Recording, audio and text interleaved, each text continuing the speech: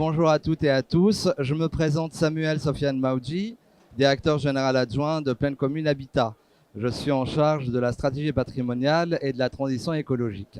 Tout d'abord, un grand merci à la ORIF pour leur invitation, ce qui nous permet de vous proposer et vous présenter notre plan Ambition Environnement, le plan Ambition Environnement de Pleine Commune Habitat qui a débuté depuis 2022. Nous tous réunis, acteurs, bailleurs sociaux, opérateurs et partenaires, face à la crise énergétique sans précédent, nous sommes tous amenés au quotidien à intervenir pour améliorer le confort et avoir une action directement sur le bien-être de nos locataires. Pour ce faire, Pleine Commune Habitat a engagé depuis 2022 un plan très ambitieux autour de 3 objectifs principaux. Réduire de moitié ses émissions de gaz à effet de serre d'ici 2035, atteindre une neutralité carbone réelle et complète d'ici 2050 et améliorer fortement l'usage et l'habitat et le confort de nos clients locataires. Donc ces 3 objectifs ambitieux se définissent et se déroulent autour de 3 axes opérationnels. Un premier axe opérationnel autour de la transformation et la valorisation de nos actifs bâtis, patrimoine, logement, mais également commerce. Donc autour de cela, nous engageons chaque année une rénovation de notre parc social avec des livraisons avoisinant aujourd'hui entre 1000 et 1200 logements réhabilités par an, une offre locative nouvelle d'environ 300 logements, mais une offre locative réfléchie et responsable, décarbonée, mais également des opérations d'accession à la propriété, tout également décarboné et engagé dans une transition écologique, pilotant ainsi comme opérateur global de l'habitat une offre du locatif à l'accession sociale et en accompagnant ainsi le parcours résidentiel.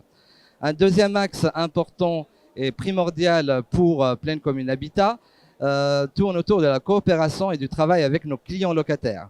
Une transition énergétique ne se fait pas seule, mais surtout se réalise avec l'accompagnement et la coopération de nos clients locataires qui sont les premiers usagers et les seuls usagers d'ailleurs de notre parc immobilier. Donc cela se développe autour d'un développement urbain social, d'accompagnement, de pédagogie, d'explication et d'accompagnement autour de projets écologiques qui sont directement co-construits avec nos clients locataires, mais également avec notre plan stratégique patrimonial qui est réfléchi et toujours coopéré avec ces derniers. Un dernier axe prioritaire pour Pleine Commune Habitat, c'est l'exemplarité. Parce que nous sommes engagés dans une transition écologique et énergétique. Nous sommes un acteur du territoire engagé autour du service du commun. Pleine Commune Habitat a débuté depuis quelques années une véritable refonte de notre façon de faire qui passe par un achat responsable, mais également en termes organisationnels. Ça passe également par un nouveau mouvement qui s'opère au sein de Pleine Commune Habitat autour de la transition numérique. La transition numérique qui représente un levier important dans notre objectif de bas carbone. Je suis accompagné aujourd'hui par mes 2 collègues et camarades, Ouria Bolassel, qui est directrice des politiques urbaines et sociales, mais également Mourad Alali, directeur des politiques techniques, qui vous présenteront des projets spécifiques autour de notre plan Ambition Environnement, qui est aujourd'hui, au-delà d'un plan Ambition Environnement, une véritable feuille de route opérationnelle.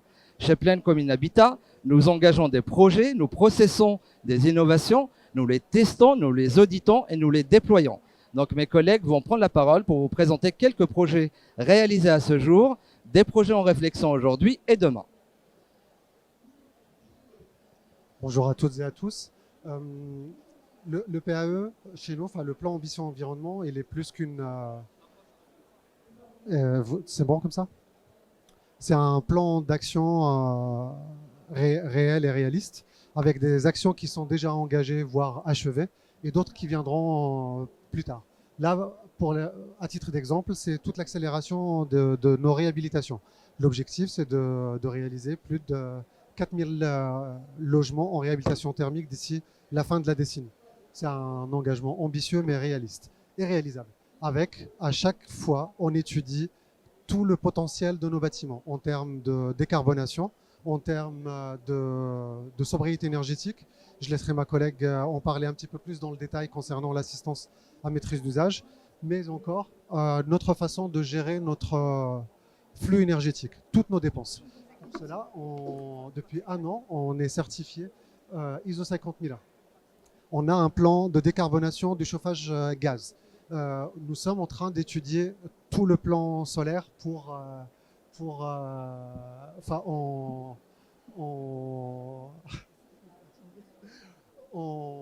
partie commune. Et à côté de ça, tout le volet assistance à maîtrise d'usage pour nos locataires. Je passerai le micro. Désolée. Oui, alors je rebondis sur ce que vient de dire notre DGA Samuel au sujet des piliers forts et structurants du PAE, notamment sur la vie des locataires. Et un des piliers, c'est vraiment l'usage, la vie des locataires et surtout la façon dont on conçoit nos projets. Donc, à titre d'exemple, je vais illustrer 3 projets qui incarnent en fait cette dimension-là. Donc, le premier projet, c'est l'assistance à maîtrise d'usage sur un de nos sites diffus qui s'inscrit en fait dans un projet plus large lancé par l'ADEME et en fait qui inscrit le locataire dans la préconception des travaux de rénovation sur lequel on identifie les usages et pour lequel on va l'accompagner post-travaux. Donc là, on est bien sur cette logique où on travaille sur le bâtiment performatif et on accompagne l'usage parce que les deux vont de pair. Le deuxième projet s'inscrit sur un patrimoine neuf. On travaille sur un site qui s'appelle Wangari Mutamataï, qui fait la jonction entre Saint-Denis et La Courneuve. Et là, l'idée, c'est de travailler sur l'effort et l'investissement bâtimentaire que l'on a réalisé pour capter l'attention des locataires et travailler justement sur cette dynamique autour de la végétalisation des espaces extérieurs. Et il s'avère que là, les locataires étaient même en demande d'agriculture urbaine. Donc là, aujourd'hui, on travaille sur comment récolter les fruits et légumes de saison.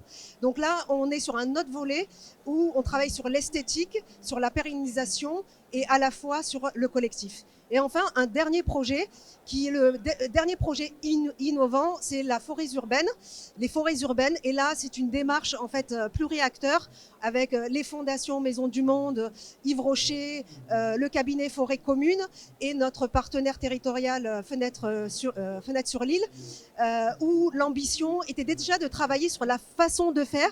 Donc, on travaille à partir de méthodes permaculture qui favorisent la biodiversité et les ressources de la terre.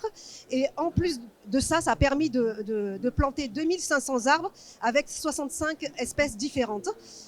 Tout cela, on l'a fait parce qu'on a travaillé en co-construction, concertation avec les locataires. On les a embarqués avec nous pour travailler le design végétal, le parcours des plans et on travaille la dynamique sur le long cours. Donc là, cette expérimentation, en fait, travaille la nature en ville. Comment on retravaille la nature en ville en s'appuyant sur l'écologie, en s'appuyant sur le collectif et sur la pérennisation. Voilà. Alors, pour terminer sur les actions qui sont déjà réalisées, là, on va vous illustrer une réalisation qu'on a même, qui dépasse un peu même nos objectifs.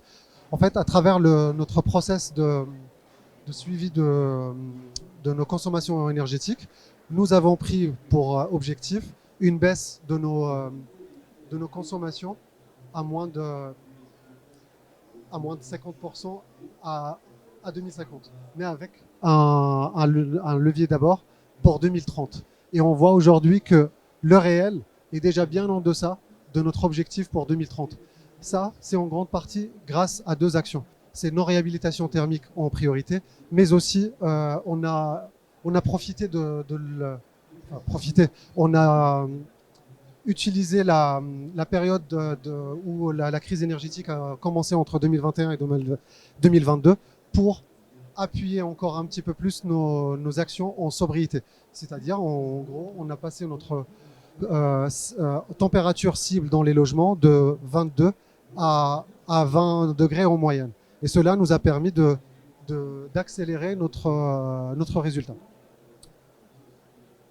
Sinon, pour la suite, il y a des actions qui sont faites, mais il y en a d'autres qui arrivent. C'est le déploiement du SPASER, c'est le lancement du plan solaire. Nous sommes en train d'affiner tout le côté juridique et le système économique à mettre en place. Systématiser l'assistance à maîtrise d'usage auprès de nos locataires, parce que l'objectif global pour le PAE, c'est d'expérimenter toutes les innovations qui sont possibles, faire un retour d'expérience sur la faisabilité et le déploiement à différentes échelles, et à partir de ça, on rentre dans un processus d'industrialisation des actions.